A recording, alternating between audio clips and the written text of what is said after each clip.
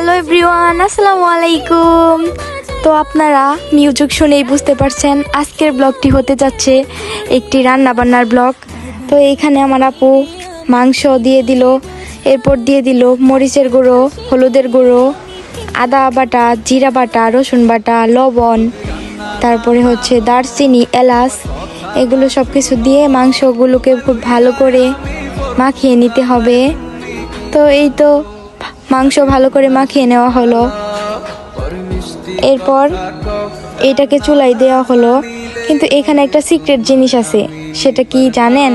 এখানে পেঁপে ব্লেন্ডার করে পেঁপেটা দিয়ে দিলে মাংসের তরকারিটা খুব ভালো করে মাংস সিদ্ধ হয়ে যায়। এই তো মাংসের তরকারি রান্না শেষ। এরপরে আমার ভাইয়া একটি ইলিশ মাছ কেটে নিচ্ছিল। তো এই তো ইলিশ মাছ কাটা হয়ে গেছে, এগুলোকে এখন ভালো করে ভেজে নেবে। তো এই তো ইলিশ দেখেই কি লোভনীয় লাগতেছে না গাইস? এরপরে আমার আপু এখানে কড়াইতে তেল দিয়ে দিল, এরপরে সবগুলো মাছ দিয়ে দিল। তো এই যে মাছ ভাজি করা শেষ।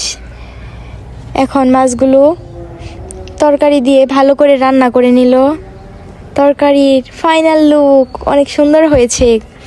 তো এরপরে আমার আম্মা মুরগি কেটে নিচ্ছিল। তো এইটার আর ভিডিও করা হয়নি, স্কিপ করা হয়েছে। তো এই যে মুরগির তরকারি। এরপরে বেগুনটাকে ভালো করে ভাজি করে নেবে, এই জন্যে গোল গোল করে কেটে নিয়েছিল। এখানে সব মশলা দিয়ে ভালো করে মাখিয়ে নিয়েছিল। তো এই তো একটা ইলিশ ভাজা ছিল, দেখেই তো লোভ লাগতেছে গাইস। এরপরে মেহমানরা আসছিল, তাদের জন্য তাড়াতাড়ি রান্না করা হচ্ছিল। তো সবাই ভালো থাকেন, টাটা, আল্লাহ হাফেজ।